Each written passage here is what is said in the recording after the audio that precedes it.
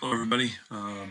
We're doing some notes on Far East countries, and don't forget you can stop this video at any time to take down notes, or if you want to go over something, you can stop at any time, go back, or whatever. Today, we're going to learn a little bit about China. As you can see, its official name is the People's Republic of China. Right here, you have their flag, which is a red flag with a large gold star and four small ones. The red actually means and stands for communism. The large star, large gold star right here, stands for communism also. And the four smaller stars all stand for the different social classes of the people. So location. Where is China located? Well, it's located in Eastern Asia. It is bordering the East China Sea, the Korea Bay, the Yellow Sea, and the South China Sea. It does have several different countries of which it does border with. You can see up here Russia, Mongolia, North Korea, Kazakhstan, Kyrgyzstan, Tajikistan, Pakistan, Afghanistan, India, Nepal, Bhutan, Myanmar, Laos, and Vietnam, which kind of go all the way around.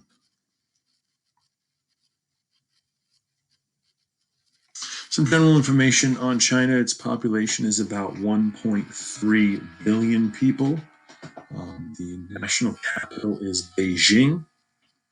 It is a communist country, so the government does control all aspects of everything.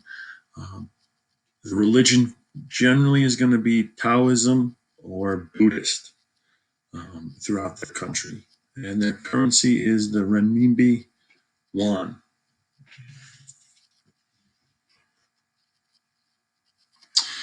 As you can see about the population, you can see these two different maps right here. 94% of the population lives in the eastern part of the country, and about 6% live in the almost 2/3 of the country out here.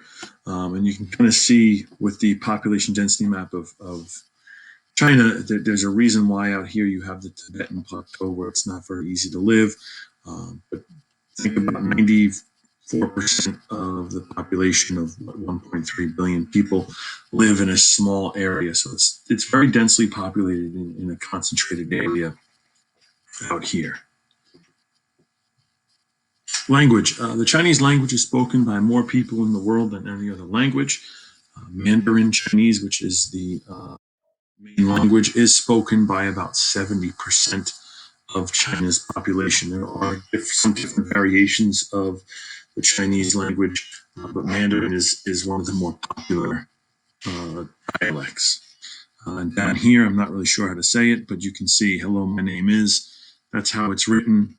They kind of use, instead of letters, they kind of use symbols to represent different words or different letters in the alphabet. Climate. China's climate ranges anywhere from subarctic up here in the northern part of the country down to a tropical wet rainforest in the southern part. You get here, you get the Gobi Desert, where it's going to be very, very dry. The Tibetan Plateau, where you're going to have a highland. Down here, humid subtropical, humid continental, semi-arid. So you're going to have a wide variety throughout. Again, if you remember, right around this line, where you can kind of see the difference, is where the population is going to be, back to the population density. So that's where you're going to see a lot of the people living in the climates in the eastern part of the country. Cuisine. Chinese cuisine. Everyone is familiar with the Chinese cuisine when we go to a Chinese restaurant around here. But usually when they use it, they usually cook in a wok, which is right here. It's basically a giant bowl. They cook it over the flame, and they kind of use it as a frying pan to cook the food. Tofu is usually a common source of protein. Popular vegetables include bok choy, spinach, carrots, water chestnuts, peppers, fennel, things like that. Kind of what we see when we think about Chinese restaurants in America. It's going to be very similar. Food is often served in bite-sized pieces and is going to be eaten with chopsticks. Soup is served in bowls and it is sipped loudly. It is actually okay and socially acceptable to slurp your soup when you go to a Chinese restaurant in China. Here you can see some of the popular dishes. Rice is going to be a huge part. You can see a big pot of rice up in this picture on the left. You can see a couple of other bowls around. Um, Over here, you can see some sort of dumpling of some sort. And, common foods, noodles and rice and beef and tofu and stuff like that. Tea is more than a favored beverage. It is extremely popular throughout China. Some landforms. The People's Republic of China is the fourth largest country in the world, behind Russia, Canada, and the United States. It's the second largest country in Asia, behind Russia. Mostly mountainous high plateaus and deserts in the west. Plains, deltas, and hills are going to be in the eastern part of the country, which would again explain why the population is so close in the eastern part, because it's flat, semi-hilly, as opposed to in the western part where there's deserts and mountains. It's not going to be very easy to live there. The main river in northern China and the second largest in the country is the Huanghe, or the Yellow River, which acquired its name from the yellowish color of its muddy waters.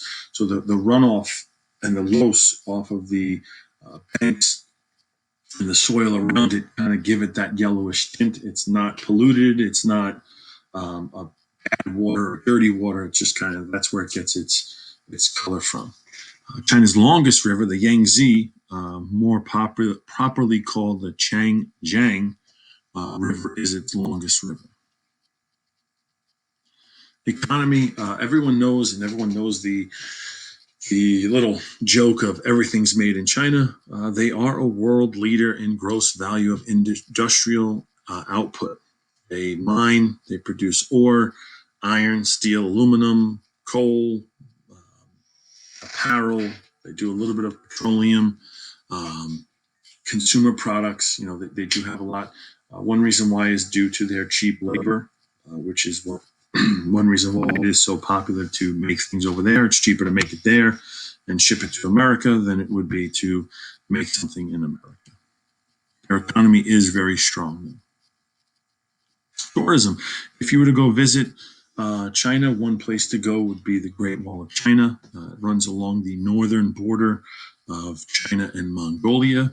It is about 6,214 miles long, and it helped defend China from the Mongols who are trying to overtake and intrude on Chinese property and land. You can kind of see the people walking along it. It is extremely long, hilly. It's, you can actually see it from outer space. It's a really cool thing to check out if you have an opportunity. Chinese New Year, this holiday stresses the importance of family. One reason why they have it, they bid farewell to Zhao Jun, who is a kitchen god. He reports back to Jade Emperor about the family's behavior. And it's a special time of the year. Each year has a different meaning and a different symbol. And it's pretty cool. It's a huge celebration, fireworks and food and dancing. And you have these dragons that they can see jumping around and dancing and stuff like that. It's pretty cool. Tiananmen Square, which is located in Beijing, is home to many monuments. The Tiananmen Tower, the Monument of the People's Hero, and the Great Hall of People, which is the top picture right here. It's a large square. They have their military parades, and it's a very significant part of the Chinese culture. Down here in the bottom, couple of years, well, many years ago, there was a big protest. There were people were fighting against the government, and they were really trying to rebel against the government. And there was, you can see this gentleman who is standing in front of the tanks to kind of protest and kind of show that he was not really happy with what was going on. And if you Google it, it's a pretty interesting story. And lastly, the Three Gorges Dam, which is located along the Yangtze River, is the world's biggest hydro project. It helps sustain electricity and give electricity to much of the area along the Yangtze River. And it's the largest hydroelectric dam in the world. It's pretty cool. China is an extremely old country that's got a lot of history, and a lot of cool things to go visit.